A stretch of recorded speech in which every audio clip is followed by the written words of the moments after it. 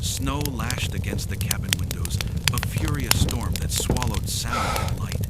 Inside, Jonas Keene sat alone, his broad shoulders hunched in silence. A veteran who had once faced the chaos of war, he now chose solitude in the Montana wilderness. The scars of battle lingered on his face, and though his hair carried streaks of gray, his eyes still held the sharpness of a soldier who had seen too much. At his feet lay two loyal companions, Atlas, a powerful German shepherd with a steady, watchful gaze, and Luna, a husky whose piercing blue eyes reflected both warmth and unease. For months they had been Jonas's only family, his guardians against the ghosts of memory. Yet tonight something shifted. Atlas lifted his head, ears pricked toward the forest. Luna followed, her body tense, a low whine curling from her throat. Neither moved, but both stared in the same direction, as if some unseen force in the darkness was calling them. Jonas frowned. He knew the wilderness was merciless, but this was different.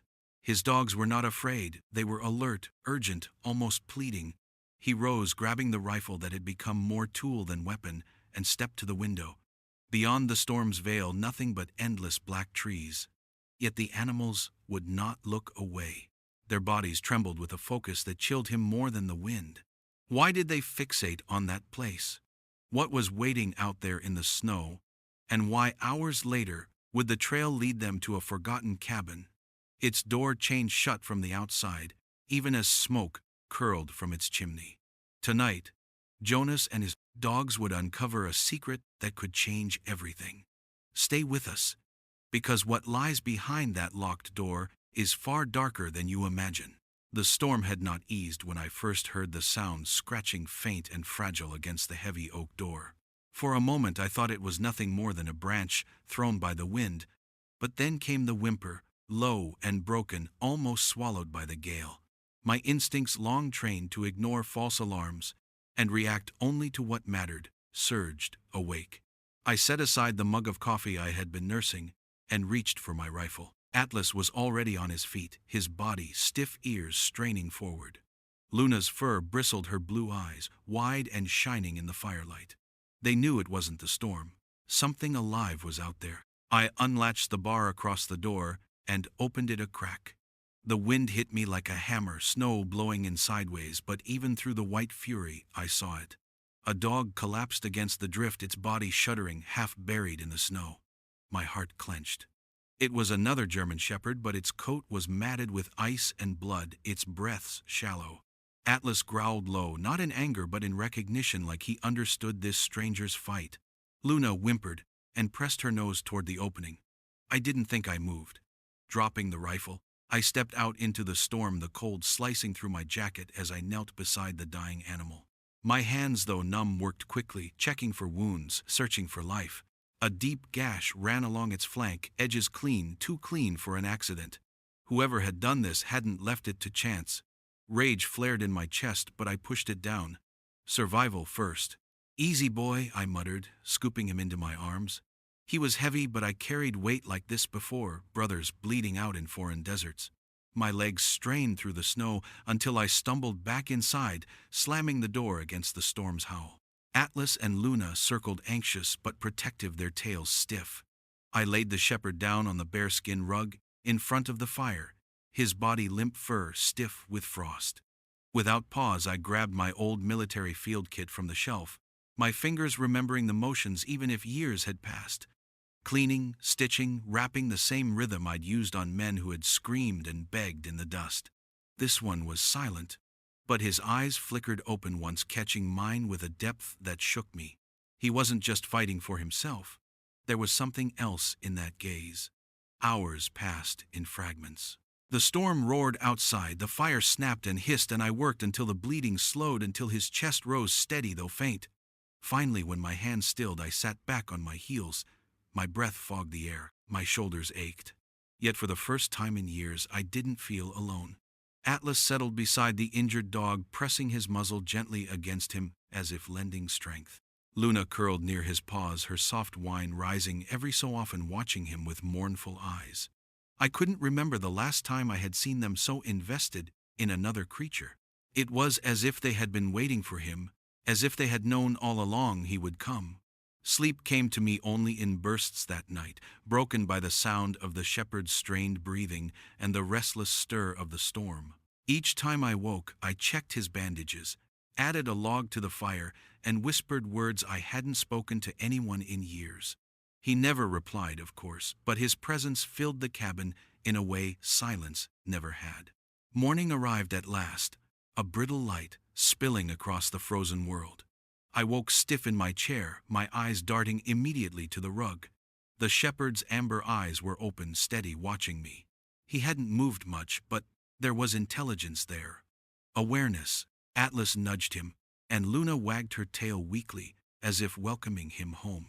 I felt something loosen in my chest. I brought water, placed it by his muzzle. Slowly, painfully, he pushed himself up, trembling legs beneath him, and lapped at the bowl. Each swallow was deliberate, as though he understood this chance was fragile, and he dared not waste it. When he finished, he lay back down, never breaking eye contact. That look lingered in me long after, a mix of gratitude and warning, like he carried a message I couldn't yet read. For days I nursed him, cooking, broth softening, jerky, changing his bandages twice a day. Atlas and Luna shadowed him, never leaving his side. And in that rhythm something unexpected happened. The ghosts that had stalked me, nightmares of desert ambushes, the faces of friends I couldn't save, faded if only for moments. My hands were steady again, my mind quieted, because I had someone else to care for, someone who needed me. But even as his strength returned, the air in the cabin began to change. At first I thought it was only the storm lifting the silence, settling heavy again. But then I noticed the way Atlas stood by the window, staring deep into the forest, every muscle tense. Luna joined him, her ears forward, her breath sharp. The shepherd too, though still weak, fixed his gaze in that same direction, a low whine rumbling from his throat. Something out there had brought him to my door. Something unfinished. And no matter how I tried to tell myself it was nothing more than the scars of his ordeal, I knew better. My dogs knew better. The wilderness wasn't done with us yet. That was the beginning.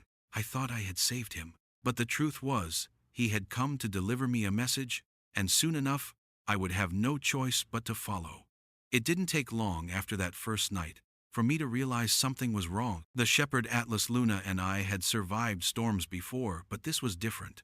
The stranger I had saved, his wounds bound, and his life slowly returning, should have been resting. Instead, the moment his strength allowed him to stand, he carried himself to the window and fixed his eyes on the forest.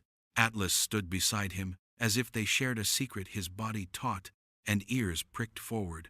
Luna joined them, pacing, her paws clicking on the floorboards in a rhythm that set my nerves on edge. At first, I told myself it was trauma. I'd seen soldiers stare into nothing, trapped in the grip of memories too heavy to bear. Maybe the dog was haunted the same way. I tried to call him back, distract him with food or a gentle hand, but his focus never wavered. He looked out into those endless pines, as though someone was calling him, someone only he could hear.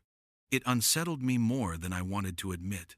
Atlas mirrored the tension, every muscle tight as a drawn bow. Luna whined softly, a sound that had nothing to do with fear and everything to do with urgency. They weren't afraid of what lay out there. They were demanding I pay attention. I felt it in the marrow of my bones, that silent plea that grew stronger each passing hour. One evening the fire burned low and shadows curled thick around the cabin walls. The shepherd rose from the rug with difficulty, limped across the floor, and nudged my hand with his nose. Then he turned, walked to the door, and Saturday Atlas took his place on one side, Luna on the other, all three of them staring back at me as if waiting for my decision. I froze, caught between disbelief and recognition. I'd seen this before in combat, when a scout or a brother in arms silently demanded you move, follow, trust. That same gravity pressed down on me now. Still, I resisted. Not tonight, I muttered, pushing the latch closed. It's just ghosts. But even as I spoke, I knew I was lying to myself. Those eyes, amber-piercing, desperate, cut deeper than words ever could. He wasn't haunted. He was trying to lead me. The days that followed only tightened the knot in my gut. Morning light would spill across the snow, and I'd find him planted by the window again, gaze locked on some invisible mark beyond the tree line. Atlas mirrored him, tail-stiff ears swiveling to catch sounds I couldn't hear. Luna paced in restless circles, pressing against me with her body, then darting back to the door. I felt hunted by their insistence, as though my own dogs had turned into messengers for something I wasn't ready to face. I tried everything: jerky treats, the leash, long walks along the ridge, but the moment we returned, they would resume their vigil. Their urgency wasn't dulled by food or distraction. It was growing. I could feel it in the air, like the stillness before a firefight, the moment when the world holds its breath. Then came the night I could no longer deny it. The storm had cleared, leaving the forest bathed in a cruel silver light. I sat at the table, cleaning my hunting knife, trying to drown out the pounding questions in my head. The shepherd rose again, limped across the cabin, and pressed his cold nose into my palm. When I looked down, he held my gaze with a steady intensity, then turned to the door and sat once more. Atlas joined him. Luna whined and pawed at the wood. The silence in the cabin became unbearable. My pulse quickened the same way it used to before a mission. Every instinct I'd tried to bury since the war roared back to life. You trust your team. You follow the one who sees what you cannot. That rule had saved my life more times than I could count. And now it stared me in the face again, in the form of 3 determined animals who would not let me turn away. I stood slowly, slid the knife back into its sheath, and crossed to the closet. My pack was there, ready, as always, stocked with rations, matches, a first aid kit. I pulled on my heavy coat, the rifle slung over my shoulder, and when I turned, all 3 of them were waiting. Atlas's tail gave a single deliberate wag. Luna's body trembled with pent-up energy. The shepherd, weak but resolute, rose to his feet, his eyes never leaving mine. "All right," I said, my voice low but steady. "Show me." The words were like a key. The tension in the room broke as Atlas and Luna bounded toward the door, their barks sharp with purpose. The shepherd pressed close to me, his breath clouding the cold air as I unlatched the heavy bar. Outside, the wilderness loomed vast and merciless, the snow glittering like shards of glass beneath the moonlight. I hesitated only a second, the soldier in me calculating risks, before I stepped into the night. The dogs surged forward, their paws cutting tracks into the untouched snow. I followed, my boots crunching in their wake, heart hammering against my ribs. The forest rose around us like a cathedral of shadows, its silence suffocating. Yet in that silence I felt it, a pull, a summons, something more powerful than fear. I had thought I rescued a dying dog from the storm. But as the 3 of them led me deeper into the wilderness, I understood the truth. I hadn't saved him. He had come to save me, to lead me towards something I could no longer ignore. And whatever waited beyond those trees, I knew it would change everything. The first steps into the forest were the hardest. The air outside sliced through my lungs like knives, colder than anything inside the cabin walls. My boots sank deep into the snow, every step an effort, yet Atlas and Luna moved with purpose. Atlas led, shoulders squared, head low, his stride, cutting a path I never would have found alone. Luna darted just off to the side, her husky body weaving through drifts, pausing every so often to look back at me with those luminous blue eyes. The German shepherd I had pulled from death's edge pressed forward, too slower but no less determined. His gait was uneven, his wounds still fresh, but the conviction in his eyes carried him onward. I tightened the strap of my pack and adjusted the rifle slung across my back. It had been years since I followed anyone into the unknown. Yet the sensation came back in an instant. My muscles remembered the rhythm of marching behind a scout, the blind trust in someone else's instincts when mine were not enough. That old discipline gripped me again, quiet and absolute. The deeper we moved into the woods, the more oppressive the silence became. There were no night birds, no rustle of prey scurrying beneath the snow. Only the crunch of my boots and the sound of paws breaking the crust. I scanned the trees as we went, every sense on high alert. Each branch, heavy with snow, seemed to lean closer. Each shadow stretched long and strange in the silver light. The forest was holding its breath, waiting for us. We crossed a frozen creek, Atlas testing the ice with care before committing his weight. I followed his lead boots, scraping on the glass slick surface, heart pounding until we reached the far bank. Luna bounded across effortlessly, then circled back to nudge the shepherd forward. Watching them, I felt the unease in my chest deepen. This wasn't random wandering. They were leading me somewhere. At one point, Atlas halted so suddenly, I nearly stumbled into him. His ears shot forward, his entire body rigid. Luna froze too. Hackles raised a low growl, rumbling in her throat. I tightened my grip on the rifle eyes, scanning the tree line. The shepherd stood slightly behind them, trembling but focused on the same patch of darkness ahead.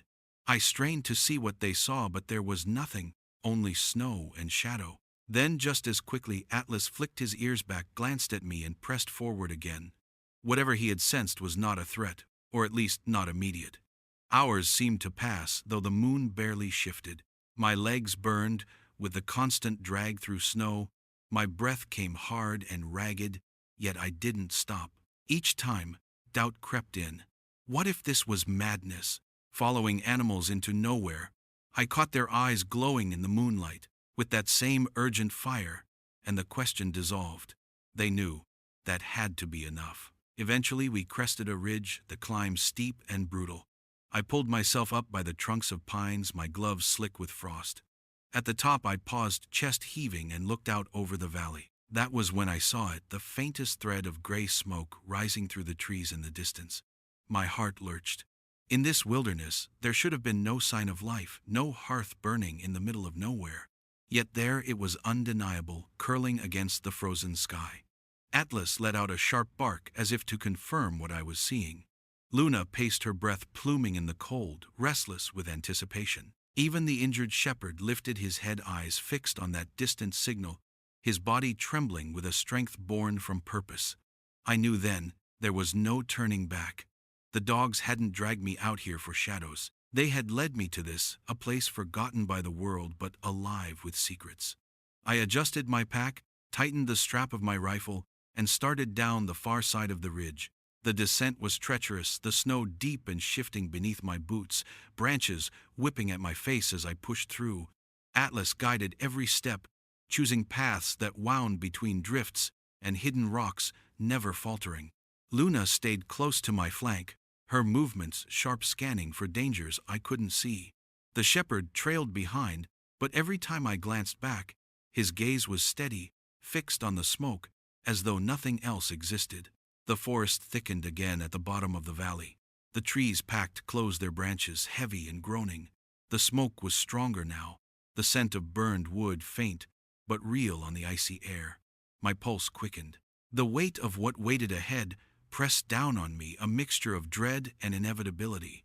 I was a soldier, again closing in on an objective I didn't understand, but could not ignore. Atlas stopped one final time, at the edge of a small clearing. Beyond it, I saw the shape of a cabin slumped beneath the snow, its walls weathered, its windows dark. Yet from the crooked chimney the smoke rose steady, a thin curl against the stars, proof that someone was inside. And then, my eyes dropped to the door. A chain, heavy and rusted, wrapped tight around the handles, padlocked from the outside. Atlas growled low, Luna pressed close against my leg, and the shepherd, my unexpected messenger, let out a sound halfway between a whine and a command. In that moment, the truth settled over me like the snow itself. Whatever had driven them into the storm, whatever had pulled me from my isolation, it had led us here, to this place, to this door, to whatever waited in the darkness within. The sight of that chained door rooted me to the ground. My breath hung in the frozen air, and for a long moment, all I could hear was the pounding of my own heart. The padlock was old but sturdy, the kind meant not to keep intruders out, but to keep something or someone inside. Atlas's growl deepened, vibrating through the stillness like a warning. Luna pressed against my leg, her body rigid, while the battered shepherd stood quivering beside them, eyes locked on the door with a desperate intensity that left no room for doubt. I stepped into the clearing, snow crunching beneath my boots. The cabin loomed larger with every pace, its sagging roof burdened by years of winters, its walls bleached gray with age. Yet the smoke curling from the chimney was fresh, alive proof that whoever was trapped inside still breathed. My fingers tightened around the rifle. A part of me, the soldier's part, catalogued every detail: the lack of footprints leading away, the undisturbed snow, the silence of the forest, as if I were approaching an enemy stronghold. Another part of me, the man who had lived too long in solitude, wondered if this was madness, if I was being led into some nightmare I could never escape. Atlas lunged forward and clawed at the door, his nails raking across the wood. Luna barked sharp and urgent, her voice splitting the cold air. The shepherd joined them, his voice hoarse but fierce, as if summoning the strength of his ancestors. Their chorus shook me out of hesitation. Whoever they were trying to reach, time was running out. I slung the rifle across my back, gripped it by the stock, and raised it high. The first strike against the padlock rang through the night, a sharp, metallic crack swallowed by the trees. The lock held.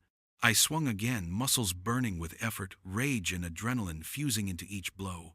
On the third strike, the shackle snapped with a screech of protest, and the chain slithered into the snow. The dog surged forward, nearly knocking me aside as I wrenched the door open. Hinges groaned, and a stale breath of air spilled out, heavy with smoke, damp and something sour that made my stomach tighten. Atlas slipped inside first, nails clicking against the floorboards. Luna followed, tail stiff, every step cautious but determined. The shepherd pushed past me, driven by a force greater than his own weakness. I raised the rifle again, this time ready to fire if I had to, and stepped into the gloom. The cabin's main room was small, lit only by the dull glow of embers in a stone hearth. A rickety table leaned against one wall, a single chair tucked beside it. Shelves lined with cans of food and rusted tools told me someone had lived here recently, though the neglect was obvious. My boots stirred dust thick enough to choke on. The dogs didn't linger in that room. They moved in unison toward a half-open door at the back. Atlas barked once, a clipped, commanding sound that reverberated through the cabin. My throat tightened as I approached, every nerve screaming. I pushed the door wide with the toe of my boot. At first I saw only shadows. Then my eyes adjusted, and the shape resolved into a narrow bed shoved against the wall. A figure lay motionless beneath a pile of threadbare blankets. Atlas whined, nudging the frail body with his nose, while Luna licked a hand that protruded weakly from the covers. My breath caught. It was a woman. I crossed the small room in 3 strides and pulled the blanket from the window, letting cold moonlight spill across the bed. What I saw froze me more than the storm ever could. She was elderly, her face, sunken skin stretched tight over sharp bones. Her lips were cracked, her hair a tangled mess of white. But my eyes fell to her left wrist, chained to the iron bed frame by a set of rusting handcuffs. The skin around it was raw, bleeding, the desperate marks of someone who had fought long and lost. "Jesus," I muttered, setting the rifle against the wall and kneeling beside her. "Ma'am, can you hear me?" My hand found her other wrist fingers, searching for a pulse. It was there, weak, thready, a fragile flutter, barely strong enough to reassure me she was alive.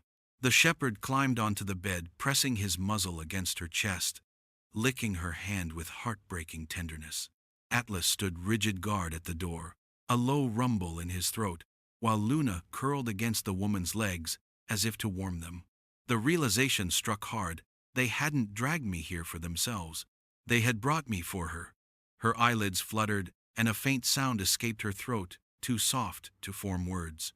I dug into my pack, pulling free the mylar blanket I always carried, and wrapped it around her skeletal frame. Her breathing hitched at the sudden warmth, a shallow gasp that clawed at my chest. I tilted my canteen, trickling water to her lips. She swallowed reflexively, then sagged back, too weak to fight, too stubborn to give in. The handcuff key was nowhere in sight. I pulled a multi-tool from my belt and worked at the lock with steady, practiced motions.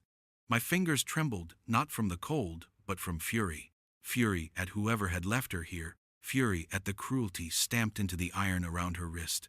After long grinding seconds, the lock gave with a click. I slipped the shackle free and cradled her hand in mine, gently massaging blood back into her skin. She stirred faintly, eyes opening just enough to meet mine. For an instant, clarity flickered there, a plea without words. And in that moment I understood what the dogs had known all along. This wasn't chance. This was a mission.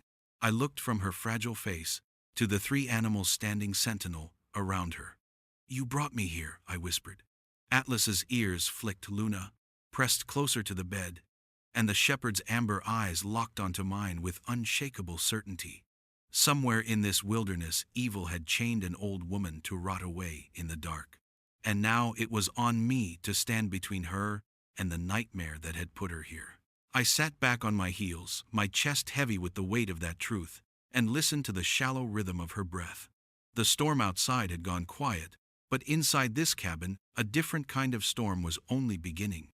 Her breath rasped against the silence, a frail reminder that time was short. I had freed her wrist, but looking at her sunken cheeks and the raw skin where the iron had cut deep, I knew that wasn't enough. She needed warmth, food, water, things I had in my pack, but not nearly enough to mend what months of neglect had done. I wrapped the mylar tighter around her and kept coaxing small sips of water past her cracked lips, watching her throat struggle to swallow. Each swallow felt like a victory, fragile and temporary. Atlas shifted at the door, his body a wall between us and the darkness. Luna pressed her nose into the woman's side, whimpering softly. The battered shepherd, her shepherd, I realized, now lay across her legs, guarding her like he had been born for this one moment. His amber eyes met mine, and I understood. He had fought his way through the blizzard to bring me here. He had endured torture and pain, not for himself but for her.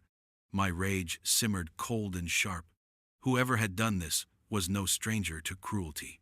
The gash on the shepherd's flank, the rope burns on his legs, the deliberate way the cabin door had been sealed from the outside, all of it spoke of calculated malice. I had seen men like that in war, men who took pleasure not just in power, but in the suffering it created. My hands clenched into fists. I thought I'd left those enemies behind. I was wrong. I scanned the small room for anything that could tell me who had done this. The table in the main room caught my eye, half buried under rags and dust. I crossed the floor in 3 long strides, pried the cloth back, and found a leather-bound book. Its cover was warped, with damp pages swollen. A diary. My gut twisted as I opened it. The handwriting began steady, elegant, before devolving into shaky scrawl. The first entry stopped me cold. My nephew Dylan brought me here. Said it was a retreat. Just for the weekend. My jaw tightened as I read further. The words unfolded, a story of betrayal so raw it was hard to keep reading. Dylan had debts. He knew about the land, about some deed from decades ago. He believed his salvation lay in forcing this frail woman, his own blood, to hand it over. When she refused, he locked her here. At first he left food, water, enough to keep her alive. Then the visits grew cruel. He taunted her, ate hot meals in front of her while she starved. He told her he had all the time in the world. The entries grew darker, filled with hunger, cold, loneliness. I could feel the despair bleeding from every line. My stomach churned as I reached the passage where she wrote about her shepherd. Tom tried to protect me. My brave boy stood between us. Dylan kicked him aside. He took rope. I cannot write the rest. He left Tom for dead in the snow. I shut my eyes, the memory of that broken animal collapsing on my doorstep flooding back. He hadn't been wandering aimlessly. He had been on a mission. He had carried her hope when she had none left. I swallowed hard and turned the page. The words grew frantic, barely legible. He says all he needs is my signature, or to tell him where I hid the papers. He smiles when I refuse. He says he can wait. He says my suffering is the point. I snapped the diary, shut bile rising in my throat. The air in the cabin seemed heavier, charged with the weight of every cruelty written on those pages. Dylan wasn't just desperate, he was sadistic. He had broken her down piece by piece, trying to erase her will. But she had endured. She was still here. I returned to her bedside, the book heavy in my hands. She stirred faintly, her eyes fluttering open, cloudy but alive. For the first time she seemed to see me not just as a shadow, but as a man. Her lips moved, a whisper escaping too faint to catch. I leaned close. "Ma'am, you're safe now. I murmured, though even as I said it, I knew it wasn't true. Safety was still far away, and Dylan was still out there. I'm going to get you out of this. Her eyes glistened, a single tear cutting down the gaunt line of her cheek. Atlas lowered his head beside the bed. Luna pressed closer, and the shepherd nudged her frail arm, as if to remind her she wasn't alone. For a moment the weight of their faith pressed against me. It wasn't just my fight anymore. I owed them all more than survival. I checked her pulse again, still weak but steady. She needed more than I could give her in that frozen tomb. My cabin had food, blankets, medicine, but carrying her back through the snow in her condition could kill her as surely as leaving her here. The options circled like vultures in my mind. I'd faced impossible choices before, but this was different. This wasn't a battlefield. This was someone's aunt, someone's guardian, someone's family. I looked at her wrist raw and bleeding, at the torn blanket clutched around her, and I knew one truth: I couldn't wait. Dylan would return. Men like him always did, drunk on the belief that they owned the people they hurt. When he came back, he would find not a helpless prisoner, but me waiting for him. I rose, rifle in hand, the diary tucked into my pack. The dogs followed my every move, eyes bright, bodies taut with anticipation. I looked at the frail woman once more, her breath shallow but unbroken, and swore under my breath. "You've suffered enough," I said. "Whatever happens next, he's not touching you again." And as the fire in the hearth flickered low, I sat back in the single chair, my rifle across my lap, the 3 dogs circling their mistress. Outside the storm had passed, but inside that cabin, I knew a different kind of storm was closing in fast. The hours that followed stretched long and heavy, every second, marked by the hiss of dying embers and the shallow rasp of her breath. I sat in that crooked chair, with the rifle across my knees, my eyes flicking between the door and the frail body on the bed. Atlas lay with his chest pressed to the floor, ears forward, ready for the smallest sound. Luna curled close to the woman, her husky body, a living blanket, eyes fixed on me as though asking what would come next. The battered shepherd never moved from her side, his loyalty unbroken even in exhaustion. The storm outside had eased, but inside the cabin I could feel another brewing. Dylan would return. Men like him always did. The night grew deep, the silence almost unbearable. I was fighting the weight of fatigue when Atlas shot to his feet, a growl vibrating from his chest, so low it rattled the floorboards. Luna followed her, hackles up, teeth bared in a soundless snarl. Even the wounded shepherd lifted his head, his amber eyes blazing with sudden fire. I moved to the window, careful to keep low, and peered through a crack in the boards. At first I saw only snow and shadow. Then a figure broke from the tree line, trudging toward the cabin, with a duffel bag slung over his shoulder. Tall but slouched, moving with the lazy confidence of someone who thought the night belonged to him. My gut twisted. Dylan. I checked the chamber of my rifle, the motion smooth and automatic. My heart pounded, but it wasn't fear. It was rage, cold, and controlled, the kind that steadied your hands when everything else threatened to shake. I whispered a single command. Quiet. The dogs froze. Their growls a silent hum, ready but restrained. The crunch of his boots grew louder until it stopped just outside the door. The key scraped against the lock, and the door swung open with a groan. Cold air rushed in, carrying Dylan with it. He stomped snow from his boots and dropped the bag on the floor. His face came into view in the dim light, late 20s eyes, restless mouth twisted into a smirk. "Rise and shine, Auntie," he said, voice dripping mockery. "Brought you some more 5-star cuisine." He turned toward the back room, expecting to see his prisoner where he'd left her. But the bed was empty, the chain broken. His head snapped around, eyes going wide, as he caught sight of me standing in the shadows, with the rifle steady in my hands. His face drained, then hardened. "Who the hell are you?" His hand twitched toward his belt, but then his gaze dropped lower. He froze when he saw the dogs. Atlas bristling, Luna snarling, and the shepherd alive, standing guard over the woman he'd tried to kill. Dylan's eyes went wide, disbelief breaking his voice. No, I killed you." That was all the confession I needed. Rage surged through me like fire in my veins. Before he could draw whatever weapon he reached for, Atlas barked and lunged. Luna flanked her growl, a thunderous roar. The shepherd followed, teeth flashing. I surged forward too, slamming Dylan against the log wall, the rifle pressed into his chest. His head cracked against the wood, and for the first time, I saw fear in his eyes. "It's over," I growled, my voice low, dangerous. But desperation can make a man reckless. He twisted wildly, shoving me off balance. A fist flew clumsy and desperate. I blocked it with ease. But in the chaos, his arm knocked into the rickety table. The old kerosene lantern teetered, then crashed to the floor. Glass shattered, oil spilled, and in an instant, flames roared to life. The fire spread like a living thing, racing across the dry wood, devouring everything in reach. Heat blasted against my face, the air filling with choking smoke. Dylan scrambled back, his eyes wide in terror.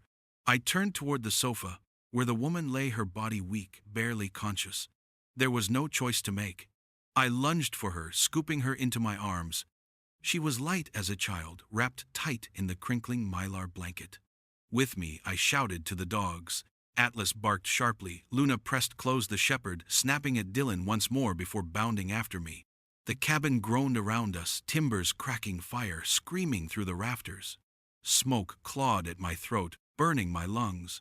I staggered toward the door, vision blurred by heat and ash, guided by the dogs' urgent cries. Then with one last surge, we burst into the frozen night.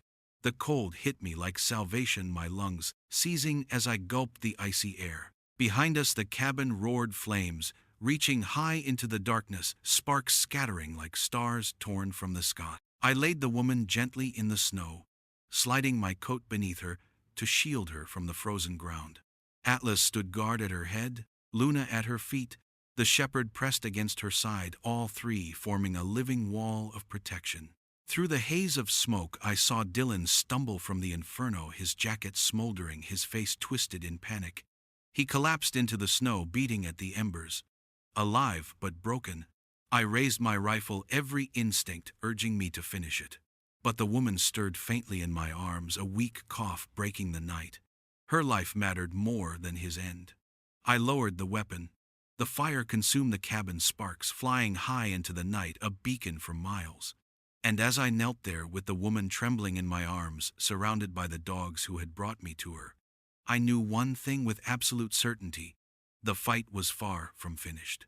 Dylan's cruelty had led us here, but fate had delivered him into my hands. And I was not done. The woman's weight in my arms felt impossibly light, as though life itself had been stripped from her piece by piece. I laid her gently against my coat, brushing snow from her tangled hair. Her lips moved, cracked and dry, but no words came. The fire behind us crackled, like a monster devouring its own den, the cabin collapsing in on itself, a fitting grave for the cruelty it had housed. Dylan writhed further off in the snow, groaning, but I kept my focus on her. She was the reason I was here. She was the reason the dogs had led me into the storm. Her eyelids fluttered open, revealing eyes that still carried a fierce glimmer despite her frailty. She looked at me hard, as though measuring whether I was real or just another cruel trick. I leaned close, speaking softly over the roar of flames. "You're safe now. I've got you." Her hand lifted weakly, trembling as it touched my chest. For a moment her gaze sharpened. She whispered a single name, so faint I almost missed it. Keen. The sound froze me. My last name spoken with recognition, not confusion. I stared at her, the weight of her whisper slamming into me harder than any bullet I'd ever taken. "You know me?" I asked, voice tight, urgent. Her eyes glistened, and she nodded the barest fraction. "Your grandfather," she rasped, coughing hard, every word scraping against her throat. "William Keene. I knew him long ago." The world seemed to tilt. My grandfather's name was one I hadn't heard in years, a man I only knew through fading stories told around the hearth as a child. A soldier like me, a man of honor who carried secrets he never spoke aloud. And here she was, chained in a cabin, abandoned to die, whispering his name with a mixture of grief and reverence. "Who are you?" I pressed, though my chest already tightened with the answer I feared. Her lips trembled, a tear sliding down her hollow cheek. "Eleanor," she said, voice breaking. "I was to be his wife. Before the war, before he never came back. The snow, the fire, even the dog seemed to fade for a moment as the truth struck. My grandfather had left behind a woman who loved him, a life unfinished, and she had endured decades of silence. Dylan hadn't just chained some nameless elder, he had betrayed blood legacy memory itself. I swallowed hard, forcing down the storm raging inside me. She deserved more than my anger. She deserved dignity, after all she had endured. I took her frail hand gently in mine. Eleanor, you're not alone anymore. I swear to you I won't let him or anyone hurt you again. Atlas leaned closer, pressing his massive head against my shoulder.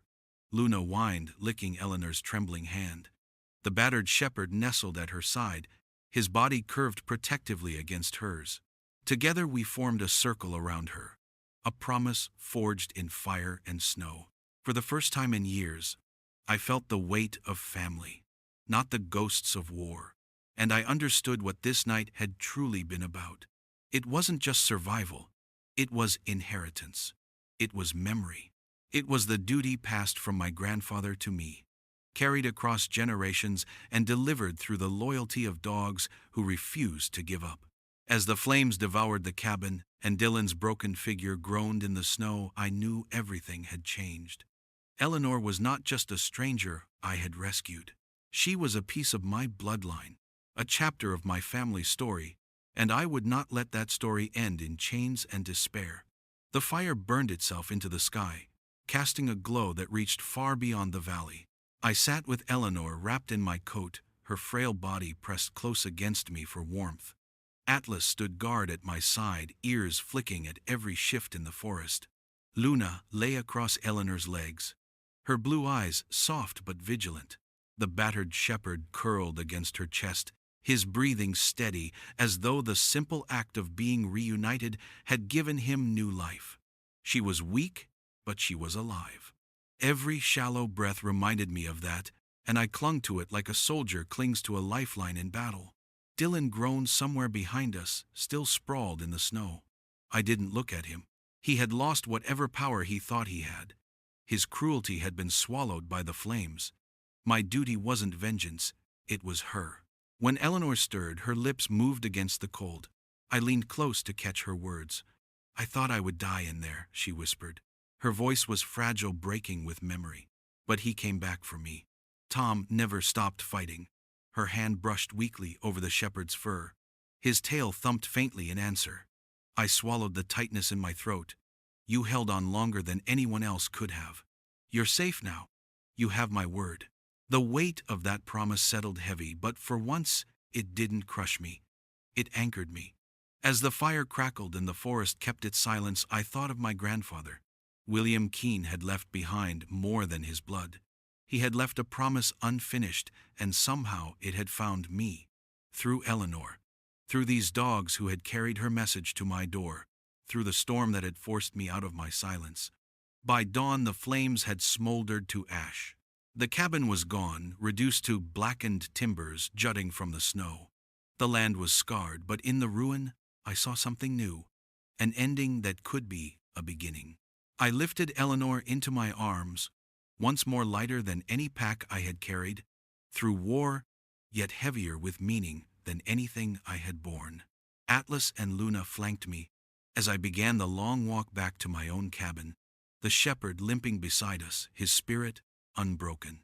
Each step forward felt like reclaiming something I didn't know I had lost. I wasn't just a man hiding from ghosts anymore.